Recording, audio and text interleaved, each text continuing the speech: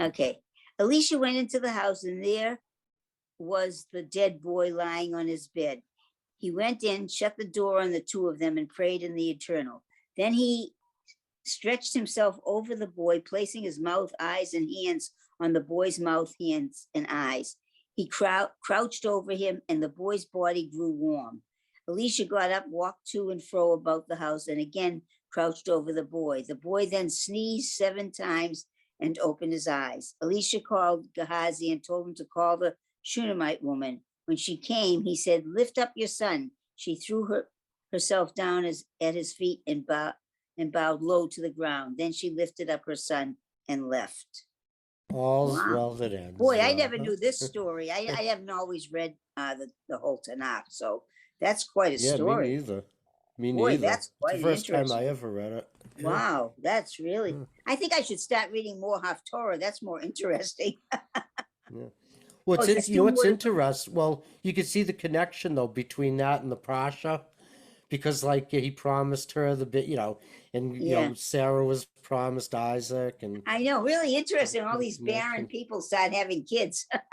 It's pretty and then you had interesting. Abraham almost sacrifice Isaac, and now you have her son die, Yeah. and then he, you Yeah, know, it's pretty that's the interesting. first time I've ever seen that. Well, actually, with Isaac, he didn't die. He was supposed to, be killed, but God saved him. This is the first time I remember anybody taking somebody and taking him from death to life again. That's interesting. Right. Right. Okay, now we're going to the parsha, right? Yep, Vayeira. All right. Who I can read a little bit longer. What? Okay.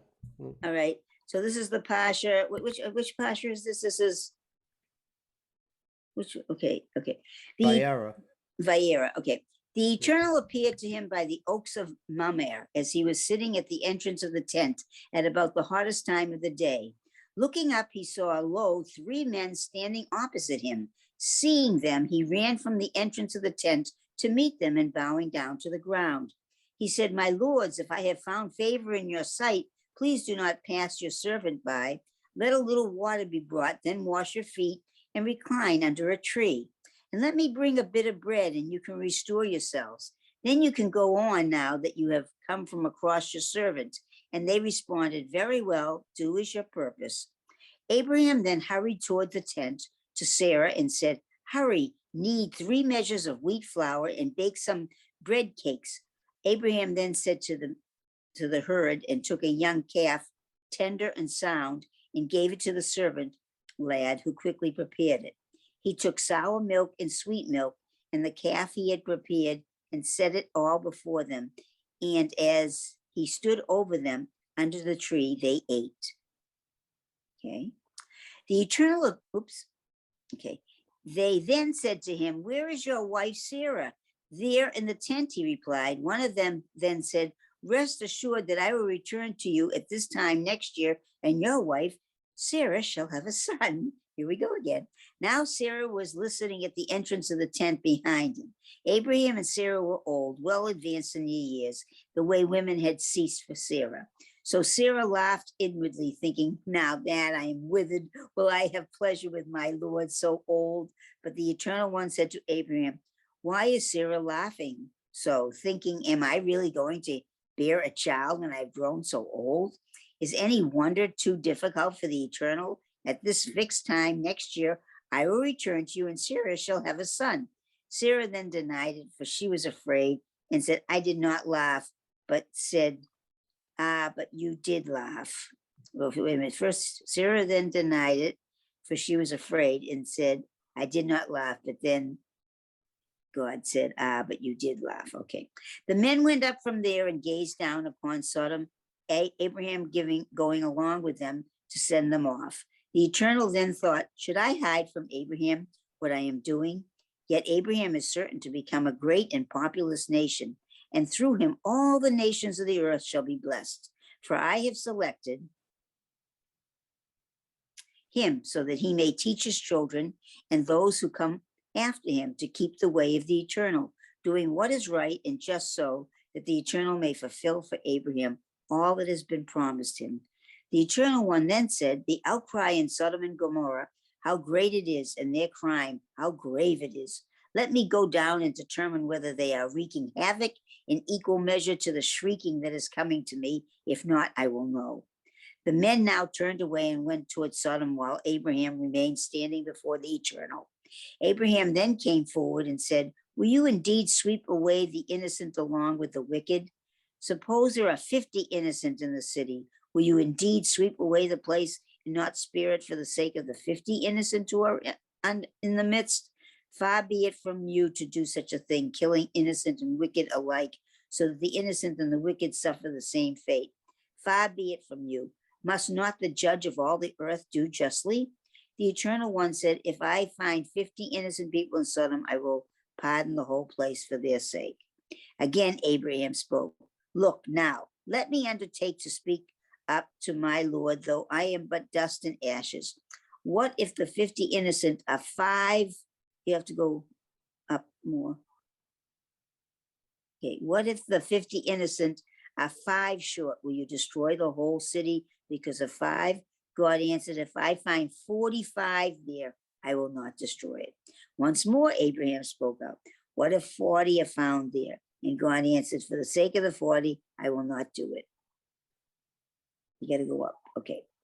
Then he said, do not be angry, my Lord, and let me speak. What if there are 30 and found there? If I find 30 there, I will not do it. And Abraham said, look now, let me undertake to speak up before my Lord. What if 20 are found there? And God said, for the sake of the 20, I will not destroy it. Then Abraham said, let not be Lord be angry, and let me speak up one more time. What if 10 are found there? And God said, for the sake of the 10, I will not destroy it. Then, done speaking to Abraham, the Eternal departed, and Abraham returned to his place. That evening, the 2 emissaries came to Sodom, where Lot was sitting at the Sodom gate. Seeing them, Lot got up to greet them, and bowing all the way to the ground, he said, come now, my lords, turn to your servant's house, stay there overnight and wash your feet. When you get up, you can go on your way. No, said they, will stay the night in the open. He so pressed them, however, that they followed him and entered his house, where he made them a festive meal, baked unleavened bread, and they ate. They had yet to lie down when the townspeople, the people of Sodom, young and old alike, all the people from every side, gathered around the house and called to Lot, saying, where are the men who came to you tonight? Bring them out so we can have them. Lot went out to them at the entrance and shut the door behind him. He said, please, brothers, do no evil. Look, I have 2 daughters who have never been intimate with a man. Let me bring them out for you and do to them as you please, but do nothing to these men, for they have come under the shelter of my roof. Boy, is that sexist or what? I have to say, that is horrible. Yeah, it is. Oh my God. Bring out the Do whatever men you that we want may with the know women, them. But don't be worried. Yeah, but these guys are more interested in the men than the women anyway. Well, yeah, I gather, right? Sounds like, But yeah. but they said, get out of the way. And they said, this fellow comes here to stay a while, and now he wants to act the judge. Well, we will make it worse for you than for them. They pressed the man Lot hard as they advanced to break down the door. But the man reached out and pulled Lot toward them into the house and shut the door, striking every one of the men, large and small, who were near the entrance of the house with a blinding light, so that they were unable to find the entrance. The men said to Lot, whoever is still with you here, son-in-law, your sons and daughters, all your property in the city, get them out of here, because we are going to destroy this place. The outcry to the Eternal against the people in it so great that the Eternal has sent us to destroy it. So Lot went out and spoke to his son-in-laws, his daughters' husbands, saying, up, get out of this place, because the Eternal is destroying the city. But to his sons-in-law, he appeared to be joking. Interesting. Can we stop for a second? Because Yeah. one of the things that I noticed here was that the whole town, all of the town came out for this event. It was like Yeah. an event. It was almost like a sporting event, if you think about Right. it. Everybody came out and was like, we want to know who these 2 guys are. Yeah. Probably because they're magnificent to look at. And then they also probably, I'm just saying probably, just an opinion, that they knew, it seemed like the whole town was probably somehow working with this crazy notion of attacking other people sexually with violence, No, it's because horrible. it is horrible. And it feels like, to me anyway, that whole little side note about the two daughters, Yeah. it's like, it's apparent that they don't care about the daughters. Well, that's what I'm saying. He didn't care. He said, oh, take my daughters, do whatever you want with them. Yeah, it was horrible. Right. It's horrible. That's an absolute horrible side story thing, little detail. But it also kind of shows, like, they want somebody they can attack, and that will fight them back, because Right. the two daughters might not fight as well as these two men. It was almost like a wrestling, like if you think of the most crazy, evil wrestling match where sex and violence is all wrapped up. It just seems, that's what I feel like we're looking at here, but just an opinion. But Just- you know something? There's a lot of things like that going on in this world right now. It's kind of scary too. Is it? Yeah, Yeah. well, I'm not exactly like with the sex, but I see a lot of more violence than I've ever seen in this world. I'm sorry. I see way more violence than I've ever seen. There seems to be, yeah. It seems to me, that's what I'm seeing.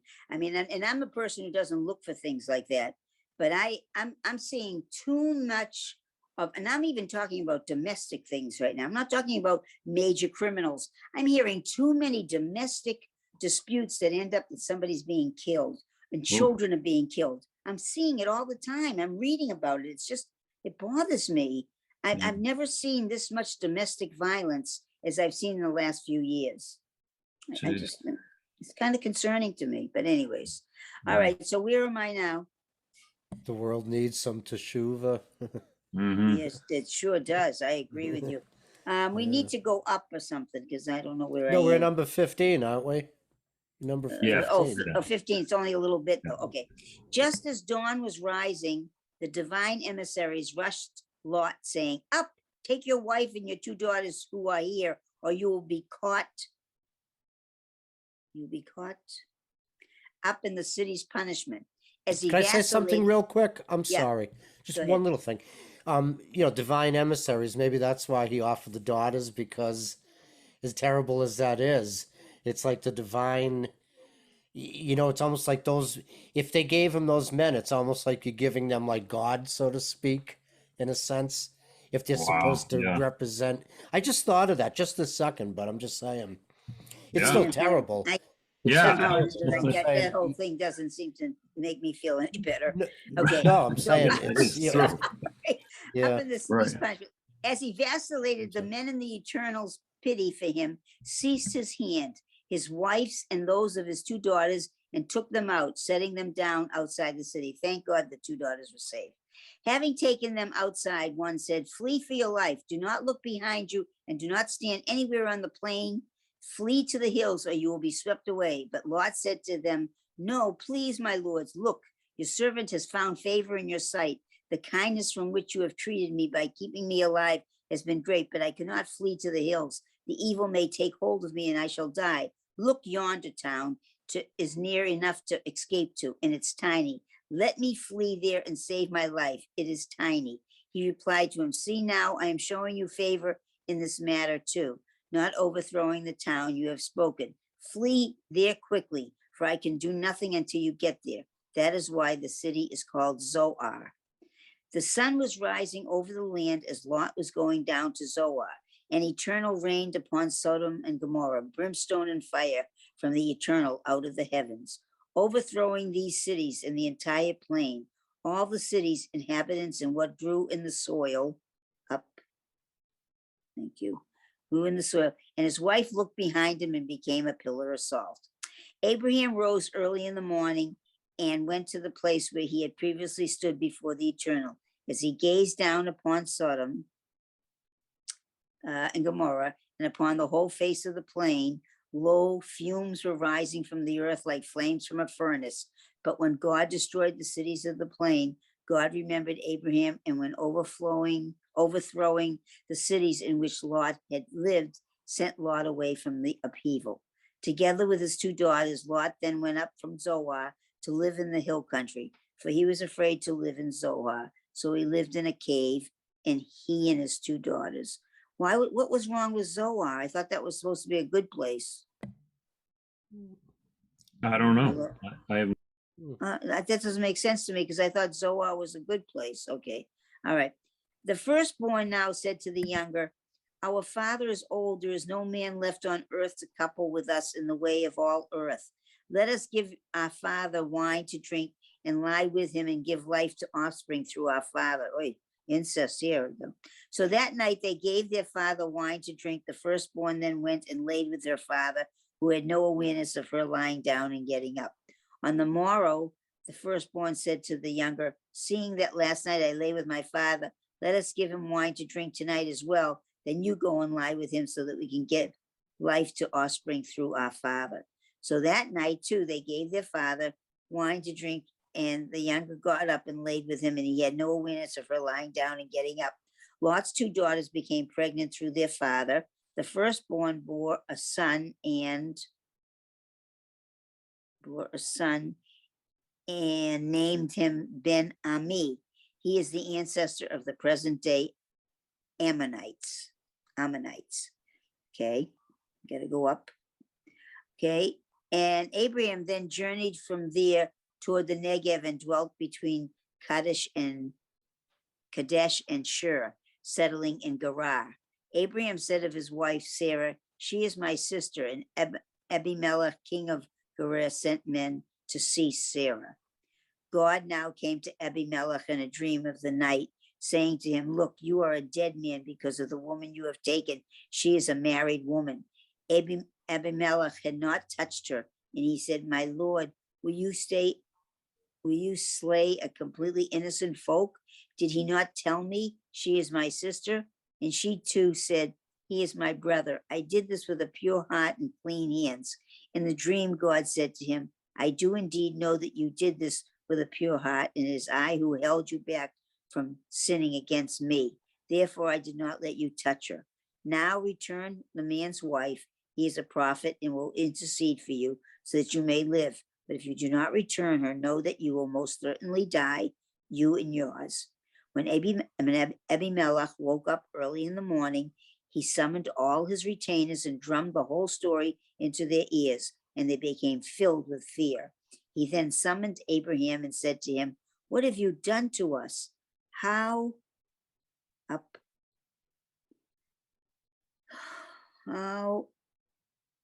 had I sinned against you that you brought a great sin upon me and my kingdom? You did things to me that should not be done. Abimelech said to Abraham, what were you thinking of that you did this? Abraham replied, I thought there is no fear of God at all in this place, and they will kill me for my wife. And as a matter of fact, she is my sister, my father's daughter, though not my mother's daughter, so she became my wife. And when God made me wander from my father's house, I said to her, do this kindness for me. Wherever we go, say of me, he is my brother. Abimelech then took sheep and oxen, male and female slaves, and gave them to Abraham, but he also restored to his wife Sarah to him. And Abimelech said, look, my land is before you. Settle wherever you please. And to Sarah he said, look, I have given your brother 1,000 pieces of silver. Thus it testifies to your unblemished virtue to all who are with you. You are in the right with them all. Abraham then prayed to God, and God restored Abimelech, his wife, and his female slaves, and they bore children. For the Eternal had completely shut every womb of Abimelech's household on account of Abraham's wife, Sarah. Now, why was that? I want to understand that part. Wait a minute. I'm getting confused. Why did he completely shut every womb of Abimelech's household on account of Abraham's wife, Sarah? Because they know now that it's his wife and not his sister. I'm a little confused. It does seem a bit confusing, doesn't it? Because it sounds like the timeline is like condensed, when in fact this timeline is probably a lot wider. I see. What was your comment, Gary? Excuse me? What was your comment about this? No, I'm just saying it could be possible, like because of what happened, where he accidentally thought that she wasn't. You know what I'm saying? Like, oh, it sounds confusing. I'm not saying it correctly. Yeah, I don't understand that. Okay, sometimes I have to accept that I don't understand things. Yeah. Okay, now where we are from here? My only question would be like, how did everyone know that all the women were barren because of Sarah? I mean, that would have to be a long Yeah, time that frame, right? That would I have know to be that. a Yeah, month or so. that's amazing how all these women are Mm. so barren. I mean, most women are not barren, and only when you look at the amount of people that aren't barren even today is very few compared to most women. That's So, how that's how when we didn't have a child, when that's how we named Sam from the story of Hannah. oh right, When she had her son, when God gave her her son, she named right, him Shmuel, and God heard, like right. I answered her Wow. understand. prayer. I Yep. understand. But I'm just saying that Wow. it seems like there's an awful lot of women barren there where that's so unusual. I'm saying it's more there's much more women that are not barren than are barren. That's what I'm saying. No, just the Then women that we read about in the Torah are all barren. I know that's what I'm Right? trying to say. There's an awful But a lot of lot of them. times it ends up like they end up not being barren though. And Yeah, like it that's starts out like that, I and then know that's what's so amazing, especially the ones that yeah, have a kid at 90 years old. that's it. Right. Yeah. And And I've always wanted to know, because me as a scientist want to know how the hell did she have a kid at 90 if she didn't have a period anymore? I'm thinking all this crazy stuff. Ruth, is right. there anything that the Almighty cannot do? Exactly. Yeah. Now Ruth's laughing. Now she's laughing. Just like Sarah, you're Mm, laughing, Ruth. I And know. mm. It's it's kind of not weird. anything bad either. She was just I really try to make sense of certain things, and then I say, oh, forget it. I'll Okay. tell you. Abraham laughed too, didn't he? Yeah, they both Yeah, Yeah, laughed. they they both last week. laughed. They Yeah, thought they it was both a Yeah, laughed. joke. Yeah, right. I yeah. would And have laughed yeah, too if somebody said that to me. right. It's For the funny. God, eternal what are you completion, talking everything. about? Okay, so what comes after the household on account of Abraham's wife Sarah? What's next? Is that the end? No. Let's You're see. ready to Yeah. go. You're ready to keep going, Ruth. You're going to take the Yeah, whole me too. I want to know what this is like. Come on, I want to finish the story. Yeah. Okay, so the Eternal now remembered Sarah. The Eternal did for Sarah as promised, so that she became pregnant and bore a son to Abraham in his old age at the exact time God had told him. Abraham named his newborn son, whom Sarah had born to him, Isaac. When his son Isaac was 8 days old, Abraham circumcised him as God had commanded him. Abraham was 100 years old when his son Isaac was born.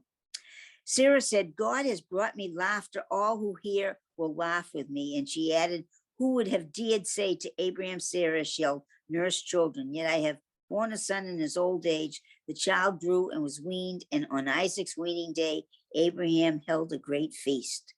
Now Sarah saw the son.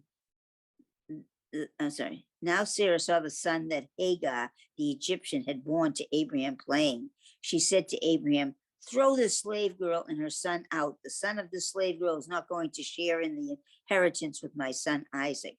This grieved Abraham greatly on account of his son. But God said to Abraham, do not be grieved over the boy or your slave. Do whatever Sarah tells you, for it is through Isaac that offspring shall be called yours. Where are we going? Go. Okay. Yes, I will make a nation out of the children of the slave son, for he too is your offspring. Early next morning, Abraham got up and took bread and water skin and handed them to Hagar, placing them and the boy on her shoulder. Then he cast her out, trudging away. She wandered aimlessly in the wilderness of Beersheba. When the water in the skin was all gone, she cast the child away under a bush. She walked away and sat down on the other side at a remove of about a side on the other side at a remove of about a bow shot, thinking, let me not see the child's death. There on the other side she sat and wept in a loud voice. Why was the boy gonna die? I don't understand that, but Maybe why was because they didn't have food or. Oh, God heard the boy's cry from heaven. An angel of God called to Hagar and said, What is troubling you, Hagar? Have no fear, for God has heard the cry of the lad where he is. Get up, lift the boy, and hold him with your hand, for I'm going to make him a great nation. God then opened her eyes, and she saw a well. She went and filled the skin with water and gave the boy to drink. God was with the boy, and he grew up. He lived in the wilderness and became a bowman. He lived in the wilderness of Paran, and his mother took him a wife from the land of Egypt. That's when it starts the Arab culture, right? Yeah, Yeah. I think so. But That's do you right. notice something interesting? And I just noticed this this time, is that Yeah.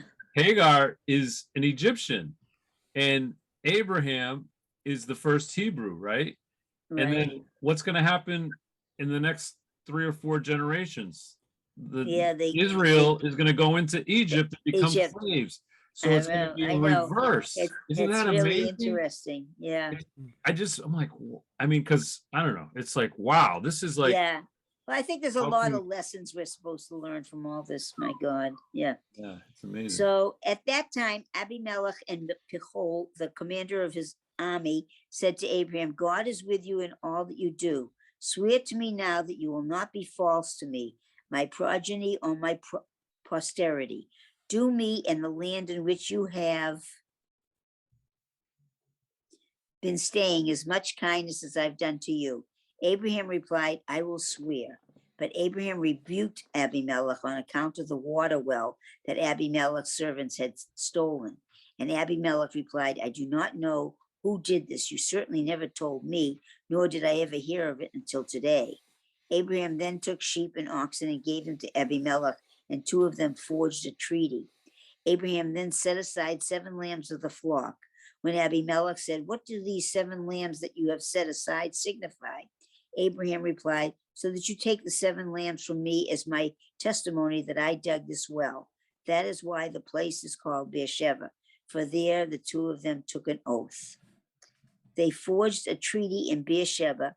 Then Abimelech and Pachol, the commander of the army, got up and returned to the land of the Philistines, while Abraham planted a tamarisk and called the name of the Eternal, the everlasting God. He stayed in the land of the Philistines for a long time. Wait a second. There you go. Okay. And after these things, God tested Abraham, saying to him, Abraham, he said, here I am. God said, take your son, your only one, the one you love, Isaac, and go forth to the land of Moriah. Offer him there as a burnt offering on one of the mountains that I will show you. Abraham rose early, saddled his donkey, chopped wood for the burnt offering, took Isaac his son and his 2 lads, and set out for the place that God had spoken of to him. Who are the 2 lads? I don't know. But you know what I do Yeah. think is interesting that I just thought of? I Yeah. never thought of this before. Like with Sodom and Gomorrah, like Abraham's arguing off there's 50 righteous. Yeah, right. We hear God tells him to sacrifice his son. And He he doesn't even say, he doesn't argue with him at oh, all. do I have to? I mean, if Yeah, I, I mean, he not didn't even, even, not a he word. didn't even question it, right? Just I like when always Noah thought was that told to build the interesting, ark, too. he just did it. Yeah, Mhm. right. Abraham Yeah. said to his servant, lad, stay here with the donkey, and lad, and I will go yonder. We will worship and return to you. Abraham then took the wood for the burnt offering and laid it on Isaac, his son. In his own hand, he held the firestone and the knife, and the 2 of them went on together. Isaac then said to Abraham, his father, Father, he answered, here I am, my son. And Isaac said, here is the firestone and the wood, but where is the lamb for the burnt offering? Abraham replied, God will see to the lamb for the burnt offering, my son. And the 2 of them went on together. Where am I? Oh, yeah. Isaac then said to Abraham, his father, Father, he answered, here I am, my son. And Isaac said, here is the firestone and the wood, but where is the lamb for the burnt offering? I thought I just read that. Abraham That's is, okay. They came to the place that God had shown them. There, Abraham built the altar and arranged the wood and bound Isaac, his son, and laid him on the altar upon the wood. Abraham now reached out and took the knife to slay his son. But out of the heaven, an angel of the Eternal called to him, saying, Abraham, Abraham, he replied, here I am. The angel then said, do not lay your hand on the lad. Do nothing to him, for now I know that you are one who fears God, as you did not withhold your son, your only one, from me. Abraham lifted his eyes. He now could see a ram just after it was caught by its horns in a thicket. Abraham went and took the ram and offered it as a burnt offering in place of his son. Abraham named that place Yuhevavhe. So this day people said, on the mount of the eternal, God will be seen. Is that when we started to call God Adonai? I don't know. But it says the place was called Yud Kevavhe. It Try looks like going down. Yeah. There Let's might see. be Yeah. commentary. Let's say. Hey, wait a second. Oh, hi, Alba. How are you, Michael? Is there anything about that? It's saying. Oh, here it is. Yeah. Oh yeah, the divine name.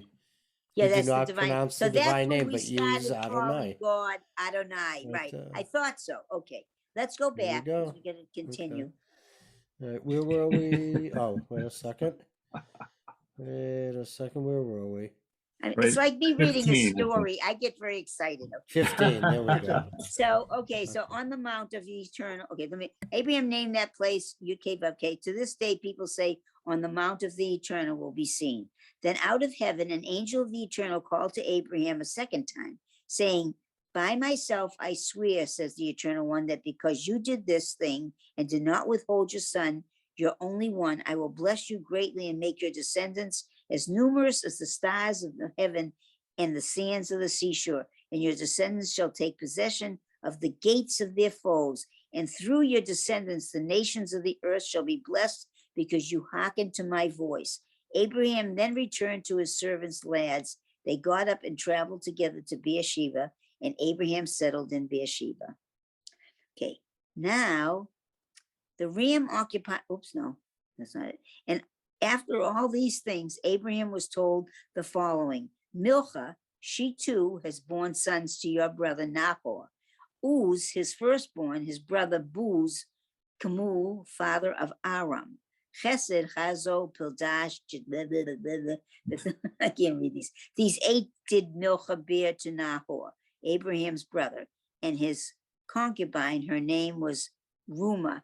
She too bore Tiba, Gaham, Tahash, and Makkah. That's where we get to Bethuel and his daughter Rebecca. Yeah. Oh, Isaac's- Father of Rebecca. Isaac's So wife. is that the end? That's Yep. the end.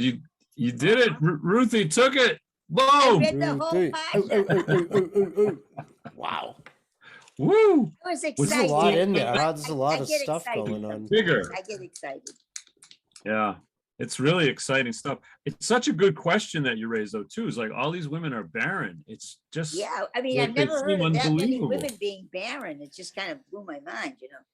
I mean, I know that women are barren, but not to the amount that they show in the Bible. So that's why. Yeah, it's interesting because I remember I saw one of those. You remember the Aleph Beta little video type things? One of the things that came up in one of those videos was that one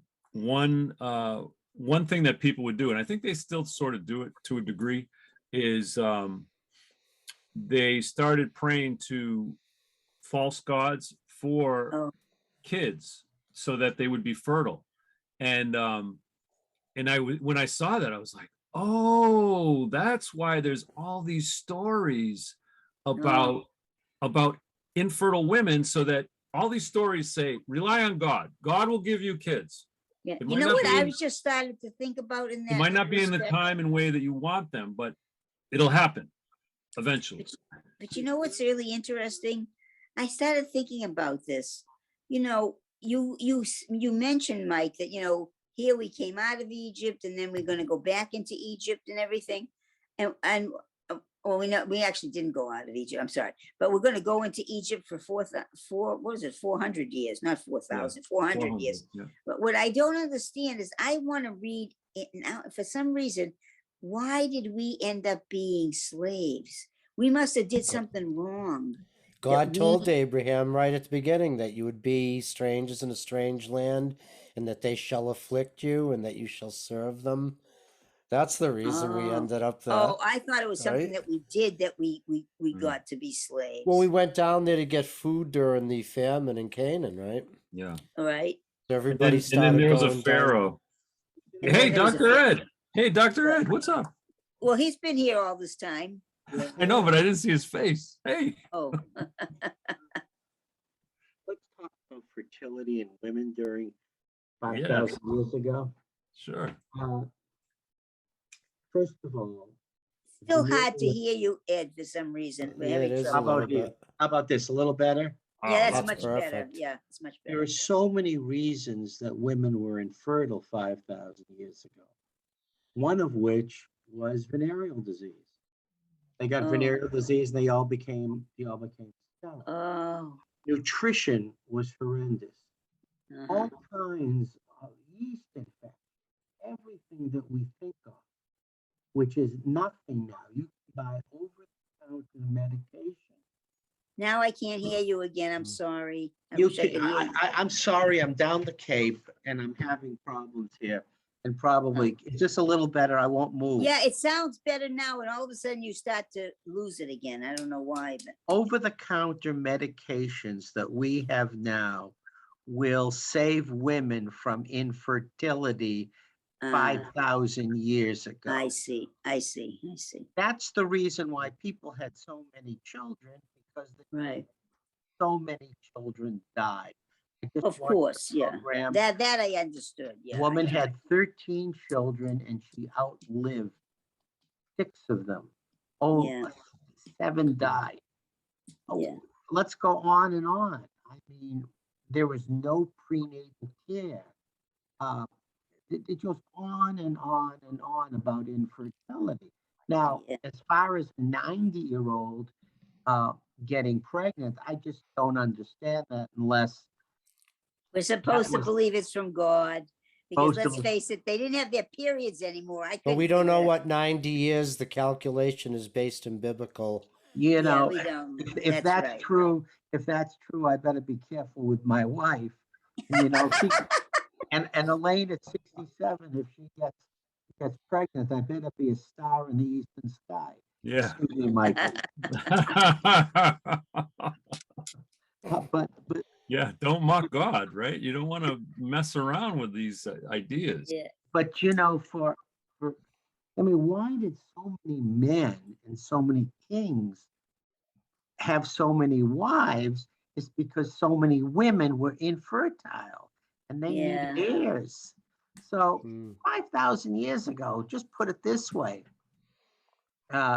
Maybe I'm speaking heresy here. They didn't even have toilet paper.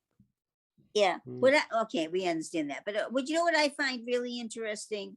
That those 2 daughters that went to have sex with their father so that they could have, children. What are those children like? With the incest of their father? I thought they mean, first of all, that's bizarre, and I always thought it was bizarre. yeah, that's really bizarre. And Abraham, Sarah and Abraham were half brother and sister. Well, that's well, we've seen this. They weren't since- really brother and sister, were they?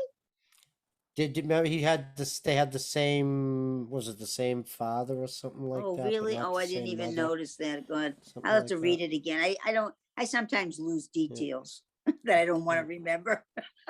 I think I told you that my father and mother were stepbrother and stepsister, which means my father was an uncle, my mother was my aunt, and my Oh, brother right. I was know. my I've cousin. heard that. Yeah. Yeah, and that's but it didn't happen until they were married 30 years. But that's a whole other story. My mother's mother married my father's father late in life. Your But- what? Your mother's mother married your father's father. No, her mother's daughter. No. No, Say it again. no. Oy. I had my maternal grandfather died very young. My paternal grandmother died very young. I had an uncle well after my parents were married, I would say 15 years maybe, put together, fixed up my father's father, a widower, with my mother's mother, a widow, Oy, I'm and having they trouble got following. married, which made at 15 years or so after they were married, my father and mother, stepbrother and stepsister, right?